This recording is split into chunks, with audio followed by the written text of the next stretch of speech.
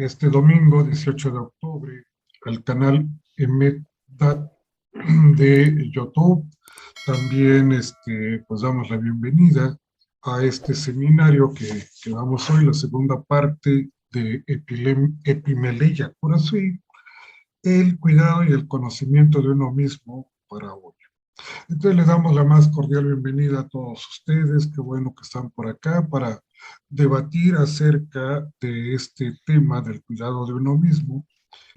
Pues damos también la bienvenida a cada uno de ustedes y nos presentamos. Está con nosotros el doctor Amando Almazán, médico psiquiatra, para también coordinar y moderar el café de hoy. Y también está la psicóloga Gaby Cancino, temas y de la cultura hebrea, del lenguaje hebreo, que tanto nos iluminan. Recordamos que el objetivo de este café filosófico es ampliar los horizontes de significado de la realidad. Es decir, ampliar nuestra conciencia, abrir esos horizontes que nos permitan entender, comprender, explicar con mayor amplitud, con mayor certeza, la realidad que nos circunda. Esto sería entonces pues muy interesante. Y el tema de hoy, pues, el cuidado y el conocimiento de uno mismo. Y siempre como es la rúbrica de este seminario y de este café filosófico es, las palabras que decía Epicteto siempre quedan muy bien. Decía, bienvenidos a la clase del filósofo. El que viene a la clase del filósofo sin duda sale curado, o por lo menos en vías de curación. Y no importa si vienen de vuelta, podría decir, no importa, ir a la clase del filósofo es como ir a una perfumería. Aunque no compre usted nada, pues saldrá con el aroma de algún perfume. Y así es esto, ¿verdad? Que cuando estamos en esta meditación, en este pensamiento filosófico, pues algo tenemos de ese espíritu de la verdad. Y eso es lo que tenemos hoy. Bueno, pues el seminario pasado, el café pasado, pues estuvimos tratando acerca de el conócete a ti mismo. Recordamos, en el templo de Delfos estaba aquella inscripción que decía Nocten Sautum, conócete a ti mismo. ¿Sí? Cosa que decía Epicteto también, todos pasaban por ahí en el centro de la oikumene o en el centro de la casa de todos, y pues muchos los miraban la inscripción, pero pocos la escuchaban. Y esto quiere decir que la escucha será una de las principales técnicas también, de las técnicas o de los ejercicios espirituales de la Epimeleya Curaçao. Pero esto lo trataremos en otro seminario. Entonces pocos los escuchaban, decía, pero también había la otra inscripción, Epimeleya, ¿sí? Sautum, cuídate a ti mismo. Y entonces había que recordar esto, ¿verdad? Que tratamos con mayor amplitud la clase pasada, el conócete a ti mismo, que más que un precepto, pues era también una recomendación, lo cual quería decir tú que vas a consultar al oráculo de Delfos, pues, pues no te creas en primer lugar que tú eres lo más importante, ni que eres un dios, ni que eres nada de eso. Debes ir con mucha humildad y conócete a ti mismo. Mira, revisa bien lo que vas a preguntar, ¿sí? Porque el oráculo no va a hacer caso de todas las cosas mal pensadas que vas a preguntar. No, pregunta lo necesario, lo que es específico, ¿sí? Y esto era el sentido precisamente del conócete a ti mismo.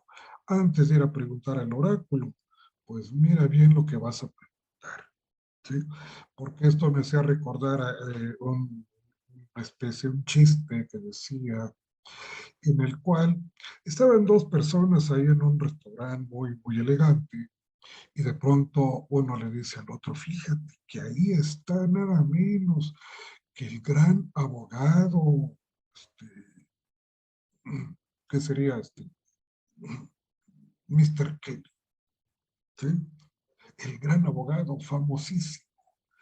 Y él por hacerle algunas preguntas cobra, pero un dineral, cobra muchos dólares. Tampoco, ese sí es muy famoso, es muy bueno. Pues le voy a preguntar cuánto cobra, ¿sí? Y va y le pregunta, abogado Mr. Kelly, qué gusto de verlo. Precisamente quiero preguntarle a usted cuánto cobra por las consultas. Le dice el abogado, pues mire, yo cobro caro, soy una persona muy importante, muy famoso, hago los trabajos muy bien. ¿Cuánto cobra? 2,000 pesos por dos preguntas. Sí. Ah, muy bien. Oye, pues es mucho, $2,000, Carlos. $2,000, ¿no? Este, muy bien. Pues mire, es mucho dinero, pero bueno, ya conozco cuál es su cobro. Y contesta, dice el abogado. Y la segunda pregunta, ¿cuál es? Sí, ya lleva una. Por eso, cuando vas a preguntar al oráculo, pues debe ser preciso en qué preguntar. Eso es lo que estaría más o menos pues diciendo el Noctis Sauton, el conócete a ti mismo, y por supuesto que luego fue cobrando una importancia grande en la filosofía como para ser el epígrafe número uno de la filosofía, el Noctis Sauton, conócete a ti mismo, ¿verdad? Cuando le han preguntado al oráculo quién era el hombre más sabio, pues dijo Sócrates. Y Sócrates había dicho, yo solo sé que no sé nada, porque cuanto más conozco de las cosas, me doy cuenta que es más lo que ignoro, ¿sí? Y por eso, precisamente, pues le iba a preguntar a aquellos que decían que eran grandes sabios, que lo sabían todo, y llegaba, por ejemplo, con Hipias Mayor a decirle, ¿qué es lo bello? Tú que eres el más sabio acerca de la estética y de la belleza, ¿qué es lo bello? Y realmente pues no podía, ¿verdad? No podían contestar efectivamente a las preguntas de Sócrates, lo cual pues le lleva en una forma a hablar con mucha verdad. Eso es una. La otra, en ponerse en riesgo, porque no era tan sencillo este, eh, preguntarle a estos hombres y dejarlos en evidencia de que en realidad no sabían. Por ejemplo, Hipias le dice, Hipias, pues vengo aquí a Atenas para preguntar qué es lo bello. Y él le dice, ¿ves aquella chica que vaya en la plaza? Es una chica bella. Sí, estoy de acuerdo contigo, Hipias, pero yo no te vine a preguntar si la chica es bella, sino qué es lo bello. Y así estaba y no podía, ¿verdad? Al igual que preguntaba qué es la poesía y todo esto. Pero eran preguntas del tipo mayéuticas para ir sacando cosas, más cosas y hacerlas claras. Muy bien, pues esto es en cierta forma lo que queremos tratar hoy, del hablar de Sócrates con la verdad, claro, exponiéndose él mismo y aún quizás con el coraje de decirlo. Pues por eso eh, fue la cicuta que le dieron de beber para que muriera. Ahí en la Apología de Sócrates aparece todo esto.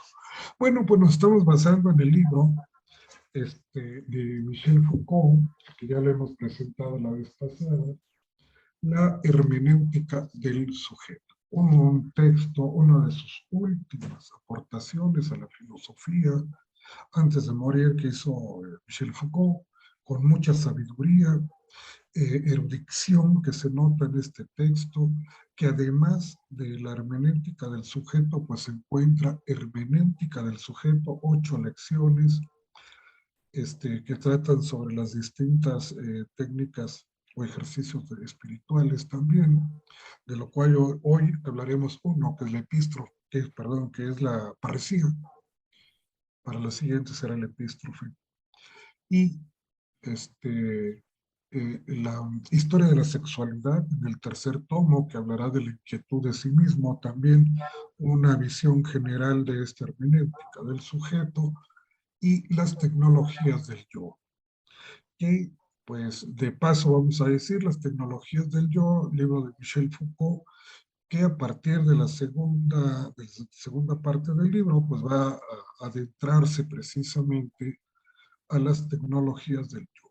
No, sin antes decir, por ejemplo, que hay 4 tecnologías: la tecnología de producción.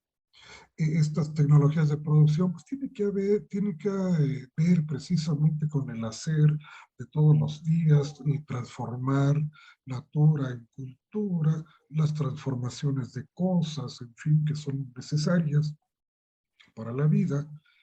Las tecnologías de producción, en segundo término, las tecnologías del sistemas o de sistema de signos, que también es importantísimo, ¿no? Saber cómo utilizar los signos, los símbolos, las significaciones. Esto se da porque, pues bien, todo entra en el lenguaje, y el lenguaje es lo más precioso y casi lo divino que tiene el ser humano.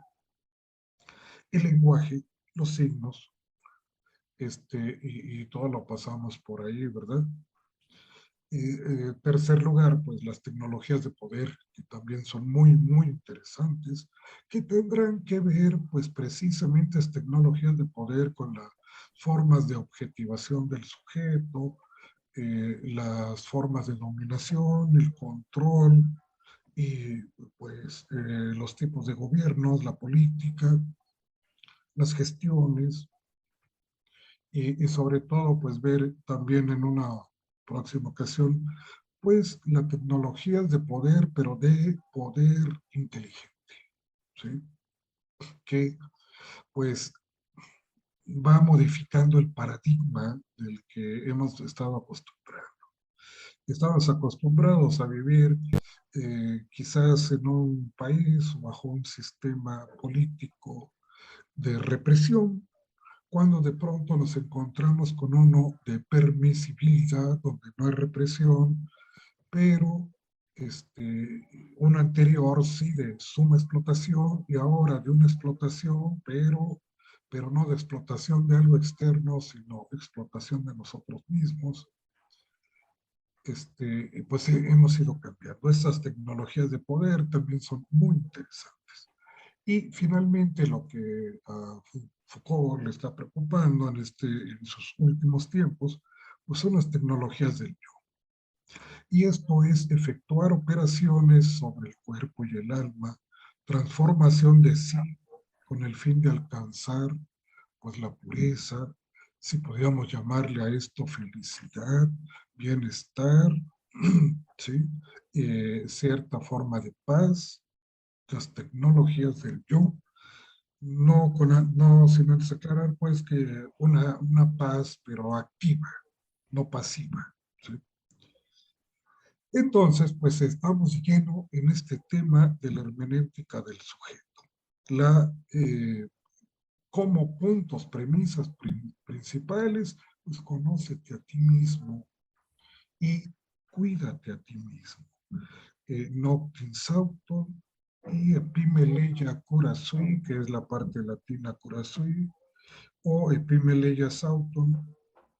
Y de aquí debemos entonces ahora distinguir, estamos en este momento para distinguir entre la filosofía y la espiritualidad, ¿sí?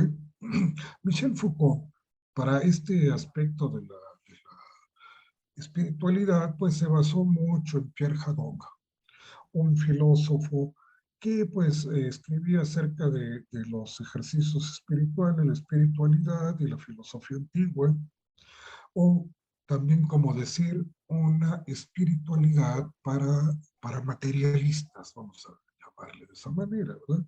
¿Sí? Una espiritualidad y la filosofía. Entonces, Cuando tenemos la mirada puesta en el Noctensauton, en el conócete a ti mismo, estamos en la parte de la visión de la filosofía. Y Michel Foucault dirá, la filosofía es una forma de pensamiento que se interroga acerca de lo que permite al sujeto, ¿sí? De lo que permite al sujeto tener acceso a la verdad. ¿Cómo es que puedo llegar a la verdad? ¿Cuáles son las condiciones para llegar a la verdad? Y esto es lo que la filosofía me puede proporcionar, esos criterios que me permitan discernir entre lo bueno y lo malo, entre lo falso y lo verdadero, y que me permita precisamente llegar a la verdad, ¿sí? En este sentido, pues la filosofía tiene un gran sentido de epistemología al tratar o al ocuparse de estas condiciones que se presentan ante la realidad, en la cual, pues, nada es totalmente verdad ni totalmente falso. La realidad, que ya lo hemos dicho en algún otro seminario, es, pues, esa unión, conjunción de fenómenos y de esencias, ¿sí? O bien, como decía Karl Kosik, es un claro oscuro de verdad y de engaño. Entonces, la filosofía pues nos proporciona los criterios, ¿verdad?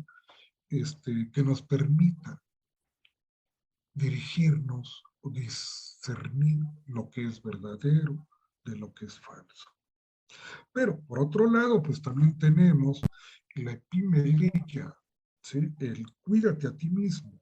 Epi, hay que recordar el nombre, epi, sobre, super, meliomai, que tiene su correspondencia también con terapia,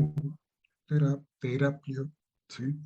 En las palabras de Filón de Alejandría aparece como terapia, siglo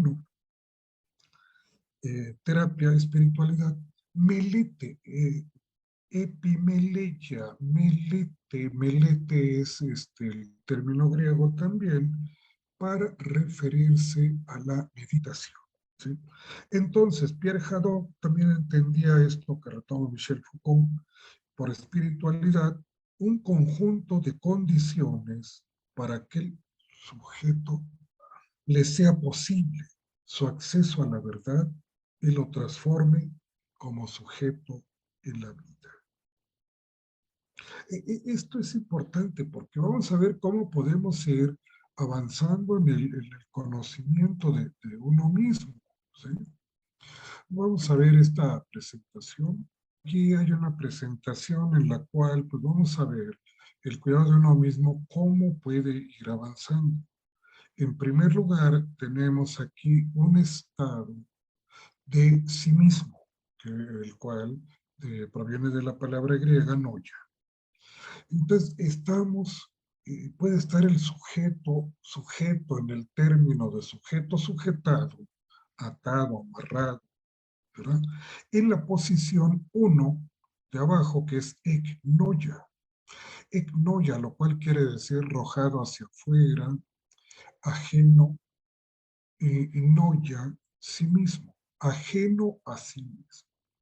Esto es, aquella persona en la cual se encuentra y que todavía no es exactamente persona, que se encuentra ajeno a sí mismo. O, decirlo de otra manera, es la persona que anda con otros en toda la bola, digamos, pero desconocido por sí mismo. Él mismo no sabe quién es. Y no estamos refiriendo a que si le preguntamos por su nombre, pues nos va a contestar que se llama fulano, ¿verdad? Y que vive en tal lado. No, no nos referimos a eso, sino que no tiene un conocimiento de qué es él. Etnoia corresponde a la persona al ser en estado de enajenación. El enajenado es aquel que está con todos los otros, sigue pues, las pautas de conducta de todos nosotros, lo que está de moda, lo que hacen los demás, sin ponerle a meditar, a reflexionar nada sobre ello, pero está extraño, ajeno a sí mismo. De cuenta, ¿verdad? Que es como tú estás en tu casa, pero el vecino de afuera, del otro lado, de arriba, de abajo, pues ni lo conoces, ni te interesa, ni lo saludas. Este es el sujeto, sujetado. Luego, pues para poder salir de esta posición de noia, poder empezar a ser individuo, ¿sí? Pues algo es muy importante, el pensamiento, ¿sí? Empezar a pensar. Y esto quiere decir, empezar a pensar, pues te va a llevar a un cambio radical, metanoia, cambio radical de noia, de sí mismo.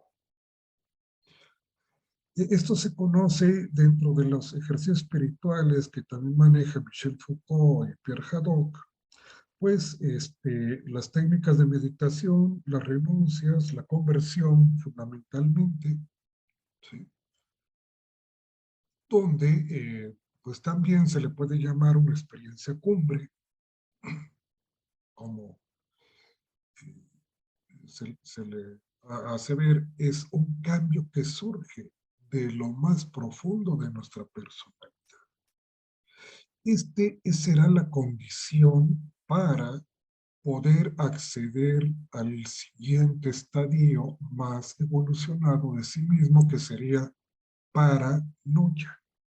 Aquí recordamos que el prefijo griego para está significando al lado de. Entonces está diciendo al lado de sí mismo. A diferencia de la ignoria, que como el vecino, pues que quizás no sabes quién es, ni su nombre, ni te interesa, el paranoia pues ya es para al lado de, ya te lo reconoces un poco y ya le puedes saludar, buenos días, don Juan o doña María, ¿cómo está usted? Muy bien, hasta luego, hasta luego. Pues ya, por lo menos eres vecino, digamos, de ti mismo, ¿verdad? Pero otra vez no puedes quedarte ahí. La condición será una nueva metanoia, un nuevo cambio radical, una nueva conversión que va a surgir del pensamiento, de la meditación, de la preocupación, de la inquietud de sí, ¿verdad? Lo que hemos tratado. Y entonces estaremos en la posición en noia, en otra proposición que nos dirá dentro. Ahora estás dentro de sí mismo. Es decir, como el vecino, entonces, tú ya no solamente lo saludas, sino pues le dirás, pase dentro de la casa, ¿qué le parece? Si jugamos una partida de ajedrez o algo, ¿verdad? Sí, ya hay más confianza, ya. Pero no se queda ahí el conocimiento de sí mismo, el cuidado de sí mismo, la evolución espiritual de esto, sino a través de sucesivas metanoias. La siguiente metanoia, 1, 2, 3, digamos, cambio radical, conversión, que te llevará a esta posición llamada antinoia. Anti, pues, mucho lo hemos escuchado como contra, ¿verdad? Contra, pero también el significado es cara a cara. Ahora, ya no solo el vecino está dentro, sino estás cara a cara con él, identificado plenamente. Ese vecino que está cara a cara contigo, pues eres tú mismo, ¿sí? Que ya tienes mayor conocimiento. Y de esta manera, pues, sucesivas metanoias irán cambios radicales, conversiones, a partir de la meditación, en el hebreo será la teshuvá también, esta revisión de uno mismo, este examen de uno mismo, que se puede llevar a cabo por las mismas terapéuticas de las pasiones, como habíamos dicho, como el psicoanálisis, la terapia humanista, en fin, acciones que transfiguran esta subjetividad. Y así, después de este cambio radical o experiencias cumbres, pues llegaremos a la posición más auténtica de la existencia, que será la anoia. ¿Sí? Donde pues la A, como sabemos bien, es una proposición que es privativa, lo cual quiere decir pues no hay sí mismo. ¿sí? Como que el sí mismo ya no existe, sería la pureza misma. O bien un paso que va de la soberbia, de, de la ignoria, del creerse que es él el sabio, ¿sí? O el más importante, o casi Dios, como decíamos en un principio, con la cuestión de preguntarle al oráculo del templo de Delfos, conócete a ti mismo. Cuando vayas a preguntar, mira bien lo que vas a preguntar, tú no eres un Dios, ¿verdad? Ni te creas, para llegar al grado más profundo de la humildad que sería la anoia. La anoia, qué importante, quiere decir no hay, y parece que esto nos dará un cambio total, ¿verdad? ¿Cómo es que pues yo no tengo un sí mismo? No, es que eres tú el universo, la naturaleza, Dios mismo, en él. ¿Sí? Ahora, si le cambiamos, por ejemplo, y vamos a hacer el contrario, porque aquí partimos del hombre ya en cierta edad madura, este, o pasando la adolescencia, quizás, no ya pues está arrojado hacia, está imaginado, ¿sí? Bueno, planteémoslo de esta manera. Entonces, un bebé, al nacer el bebé es anoia, él y el universo. La existencia más auténtica que hay, ¿sí? No le preocupa nada, ¿verdad? Ni tiene vergüenza, ni miedo. Esto es lo importante. Y entonces de ahí pasará, ahora viene en línea de, va a descender, porque va a pasar antinoia, cara a cara. Sí, cuando está, por ejemplo, el niño que juega con sus amiguitos imaginarios, por ejemplo, ¿verdad? O se ve al espejo y se ríe de sí mismo, ¿no?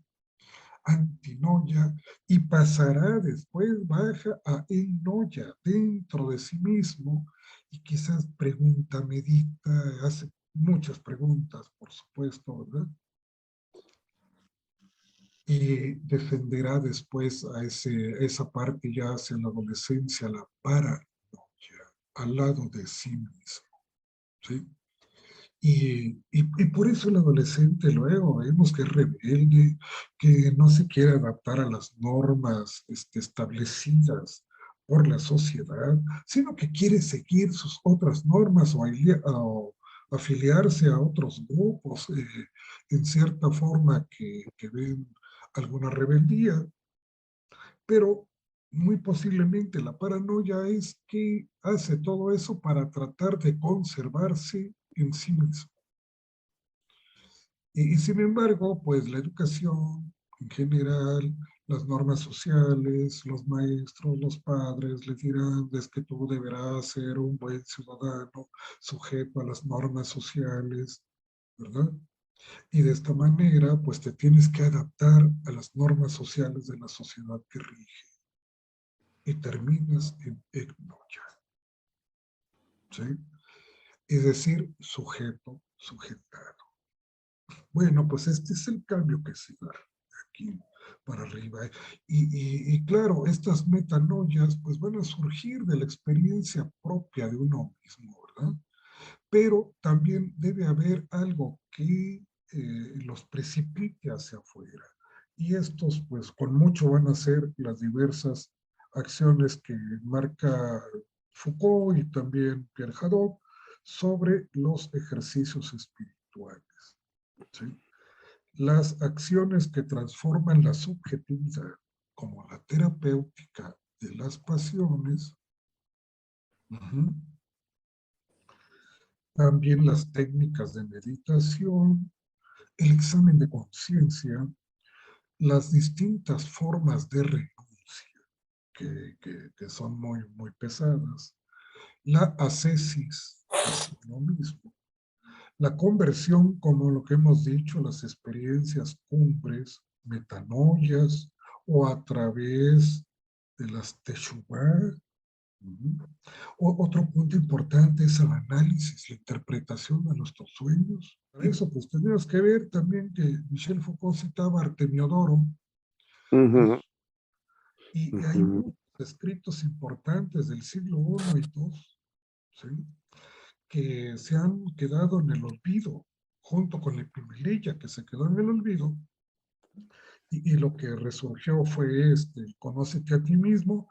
El lugar, el que se quedó en el olvido fue la Epimelilla, el cuidado de sí mismo, ¿no? Parresía, ¿sí?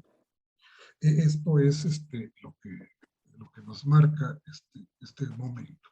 Entonces, pues bien, concluimos esta parte con la parresía. La parresía quiere decir una palabra griega que significa un hablar franco, sin reservas, libre, decir veraz, ¿sí? Un discurso valiente. La parresía implica un compromiso del sujeto que habla con la verdad, de lo que dice, un compromiso radical porque a menudo lo pone en peligro. Por esto, Michel Foucault, en su hermenéutica del sujeto, pues de 1982, pues tiene ahí un punto de vista muy particular sobre esto, ¿no? Lo relevante que decía de la parresía no es la verdad del discurso, que digo que sea verdadero, no es lo más importante, es una condición, sí, sino el compromiso del sujeto con esta verdad, es decir, su franqueza. Y así se establece un vínculo entre el sujeto que toma la palabra y la verdad que anuncia. Este es el parresiastes, ¿sí?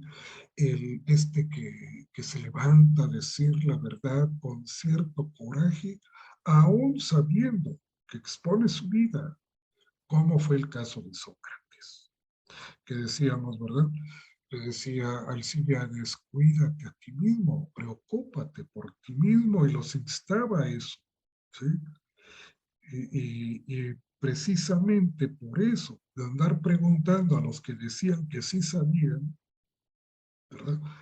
Pues con cierto coraje, con cierto ímpetu y con la verdad, pues podríamos decir que Sócrates es en realidad un auténtico parriciasta.